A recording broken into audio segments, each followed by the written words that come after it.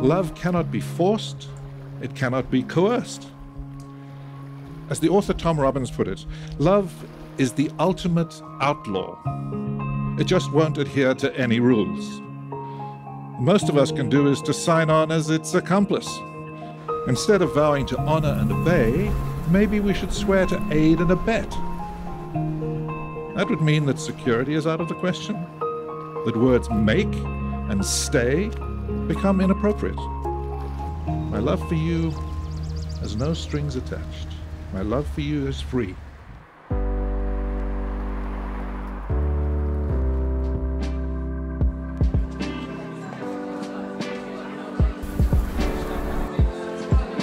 When I was single, I asked my mother, what should I be looking for in a husband? And my mother thought for a moment, and then she said, make sure that you enjoy being in the same room together. They are both individually very easy to be in the same room. And don't get big heads, but they are each funny, intelligent, energetic, fun-loving, optimistic, and most of all, and this is what's most important, is that they are both very kind people. And critically, they really enjoy being in the same room together. Now, you flash forward 20 years to a weekend about a year ago when we were looking for wedding venues. As we drove to Maine to look at French's Point, I happened to look in the rearview mirror, and I saw you two exchange a look. And then I saw you, Rachel, lay your head on Ian's shoulder, and the two of you just seemed to breathe a mutual sigh of coming home.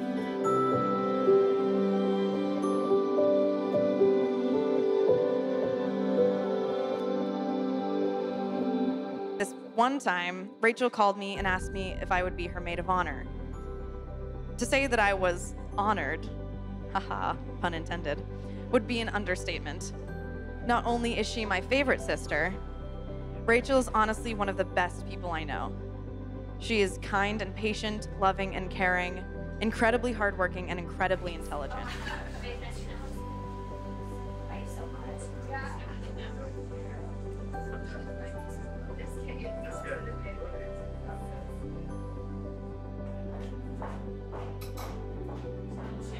Thank you all so much for coming today, for being here today. You are seriously the best people I know. You all, I've known you for so long, some of you for like so long, some of you for so long, some of you for like kind of long. You're all like the most amazing people. I'm so lucky to have you here. I like could not be happier that you're with me today. Thank you all.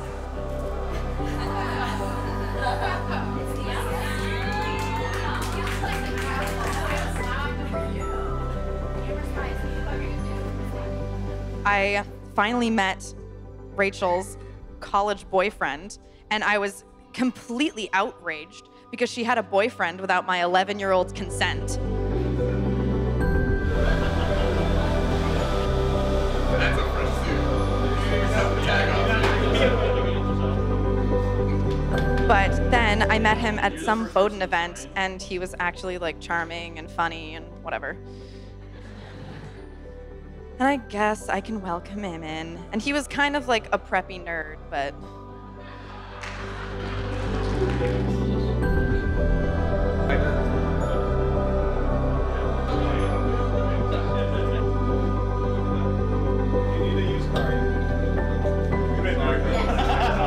Used car general surgery.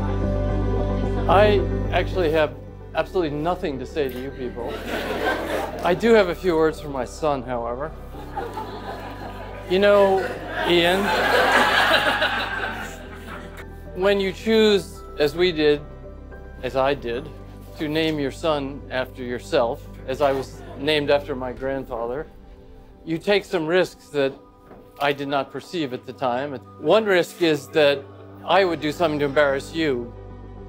The other risk you take, of course, is that the son will disappoint you, that you will feel, why did I name this child after me? That also has not come to pass, fortunately, although I never thought it would. But the real risk I never perceived is that the son will be better than you. And in thinking about this, that's what occurred to me, that, you know, in every way, my son is better than I am. And so it's unfair that he's named after me. he, in the words of all these San Francisco brats, he really should be Georgie and Brandon 2.0.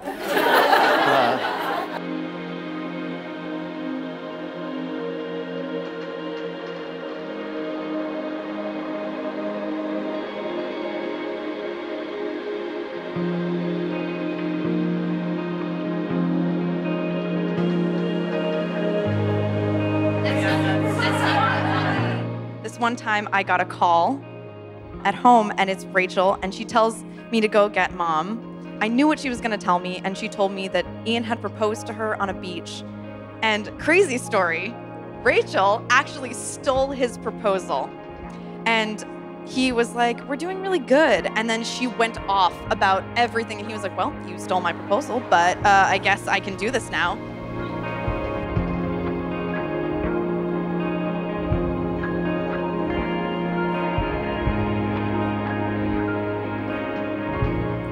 So at the same time as Rachel and Ian make a legal commitment of marriage, and we are all witness to it, let's also be outlaws today.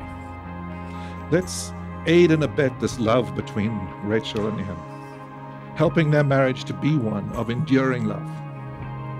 Because it's not chains or the binding of law that keeps love intact, but rather it's a silken twine, easily snapped, but where each moment of life together braids in another silken strand until this lifeline becomes unbreakable. Ian and Rachel, you bring everything that you are to this marriage today. The strength and passion of your minds, the openness of your hearts, and that ineffable notion of your own spirits and souls. But you also bring your weaknesses and your faults, your prejudices and your peculiarities, your innate humanness. As you stand in front of these witnesses today, both perfect and imperfect, the vows to make today, the most important one will be to accept the flaws in each other as much as you love the flawlessness that we see so evident right now.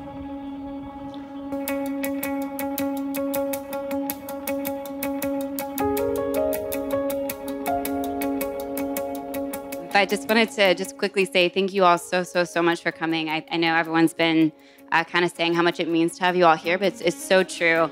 There's so many like cool, special folks here today, family, friends from so many different walks of life, people that we've met at work.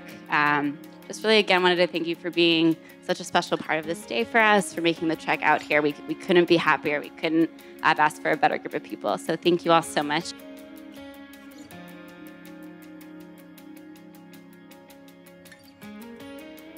It's been a real trip for me personally, just to kind of see people from all different parts of my life and Rachel's life and Ian's life kind of coming together as one and like merging for the first time. It's a really weird and really cool, fun thing to see. So thank everyone so much for being here. This has been a really fun couple of days.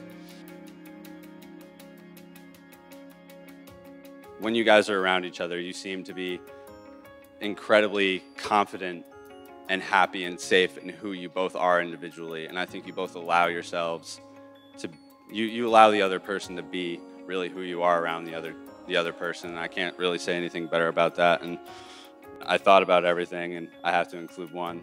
A Calvin and Hobbes quote comes to mind.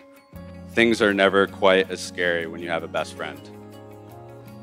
So, one more time, cheers to Rachel and Ian.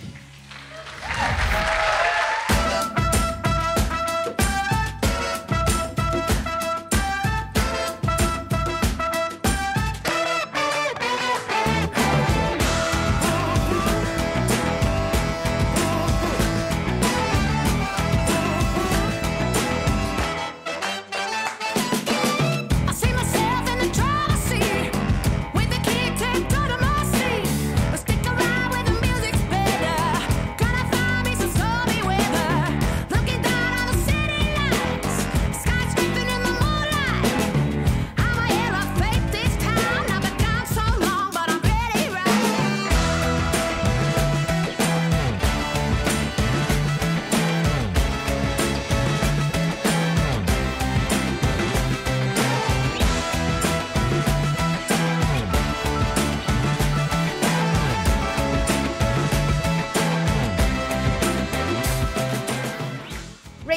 has had to put up with this wild child for the past 7 years, and we're so glad that they're finally tying the knot.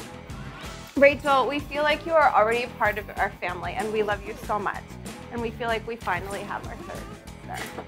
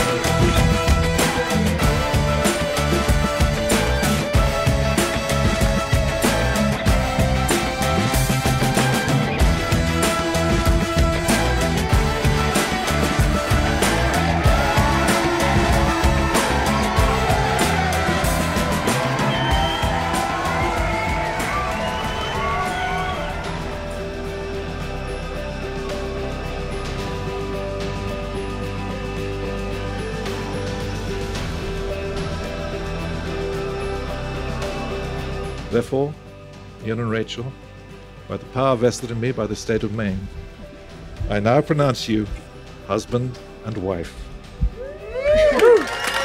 Please kiss the bride.